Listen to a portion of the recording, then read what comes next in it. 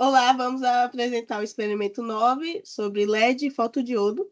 Me chamo Sofia Victoria Bispo da Silva, matrícula 2020-63542, faço engenharia eletrônica. Olá, me chamo Karen Júlia, matrícula 2020-17648 e também faço engenharia eletrônica. No experimento 9, temos como resumo sumário o objetivo, materiais, parte 1, parte 2, parte 3, questionário, fórum, conclusão e referência.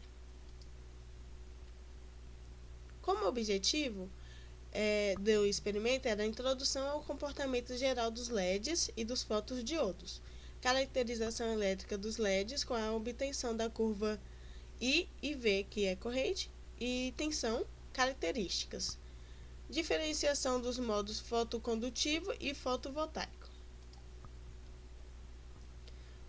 O material utilizado nesse experimento foram fonte, multímetro, resistor, esses dois resistores, na verdade, triponte e LEDs vermelhos.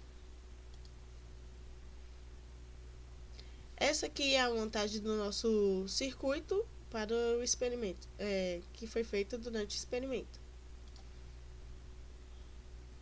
Na parte 1, era para a gente construir um circuito optoacoplador, que mostra na figura A, usando uma tensão DC1 que varia de 0 a 25 volts e uma tensão DC2 de 12 volts. Tinha que preencher a tabela a partir das medidas de tensão realizadas no circuito do LED 1, que é o emissor de luz, e no circuito de LED 2, fotodiodo receptor, operando no modo fotocondutivo.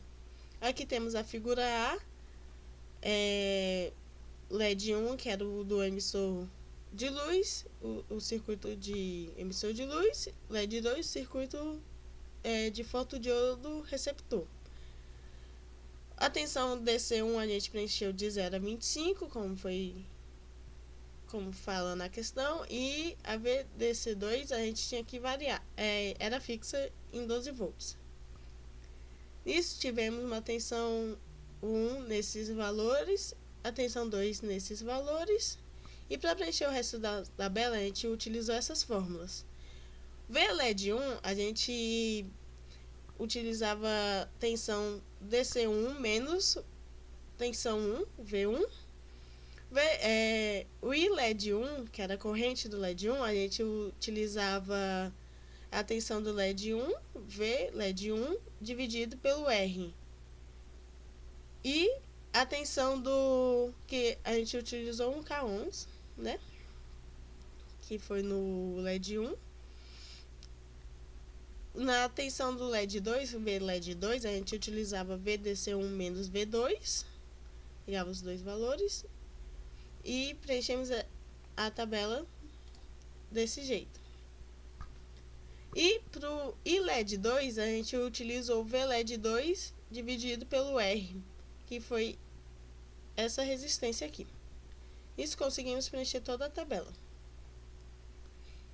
Depois, na segunda parte da questão, a gente tinha que criar um gráfico.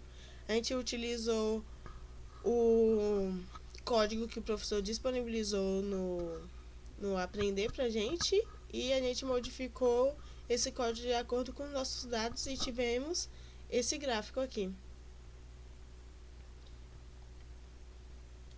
Para a parte 2, pede que a gente monte o circuito do optoacoplador, que está aqui nessa figura B, com o valor de VDC1 de 0 a 25 volts e pede para a gente estar preenchendo a tabela, né, com as medidas de tensões utilizadas, tanto no LED 1 como no LED 2. Então, a gente preencheu aqui o valor de V1 e V2 e conforme a gente mediu a tensão, né, a gente calculou aqui a corrente de ambos.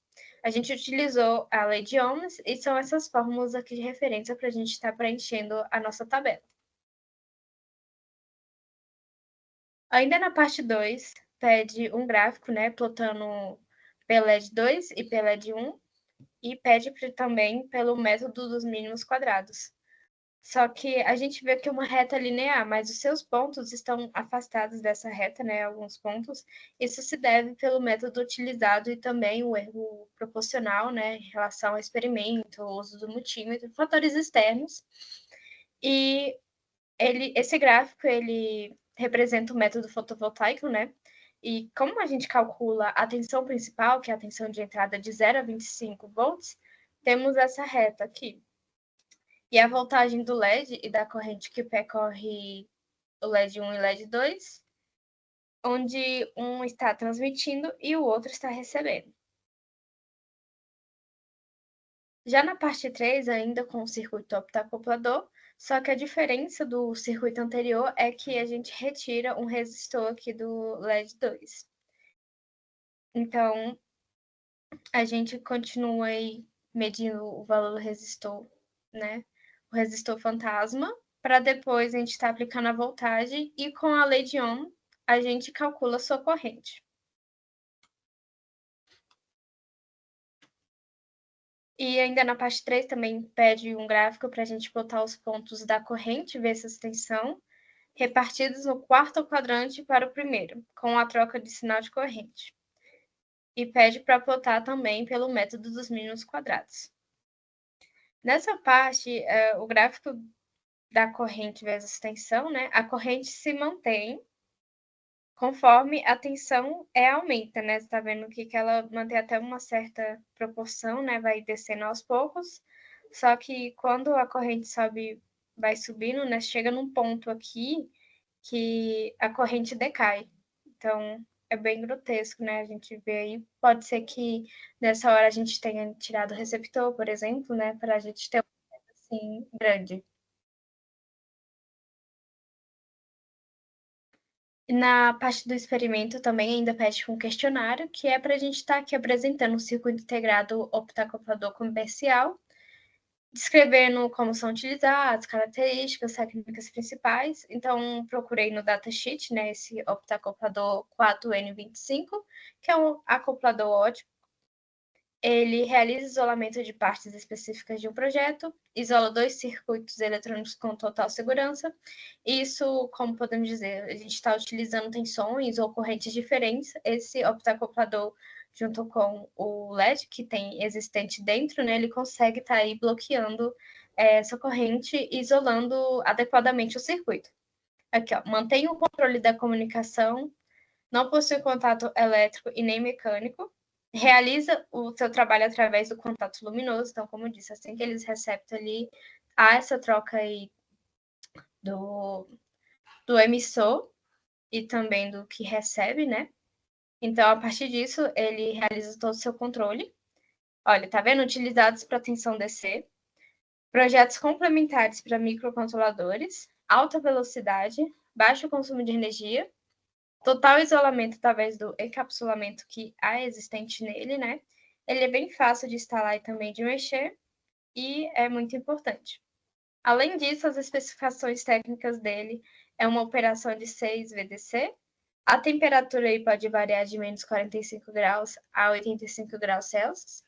E essas são as dimensões dele. Então, ele é um CI bem pequenininho, né? Mas aí fornece grandes feitos para a parte da eletrônica, principalmente relacionado à tensão DC, né? Porque quando a gente usa uma tensão muito alta, a gente precisa tomar todo o cuidado possível.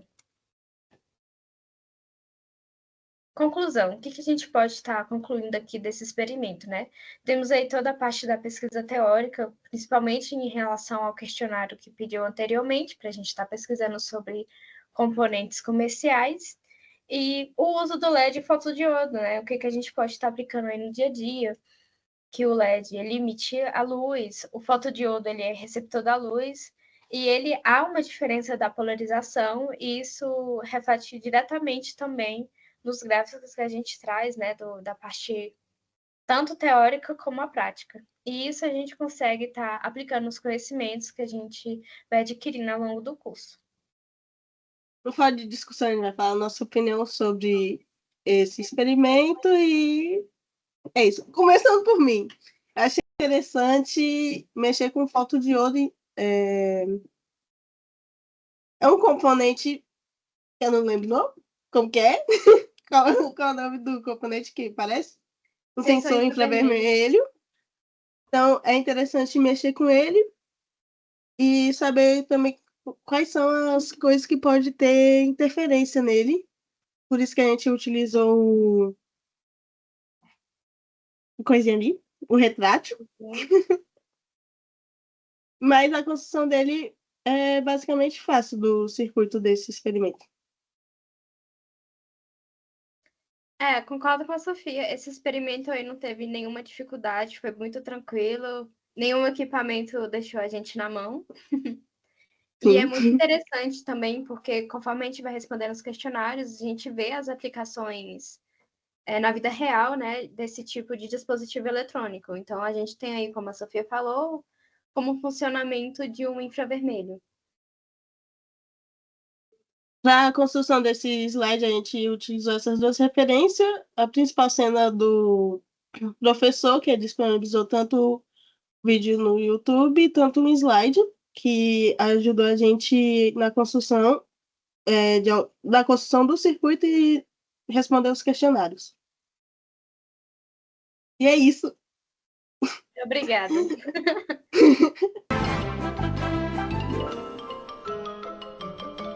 Isso é tudo, pessoal.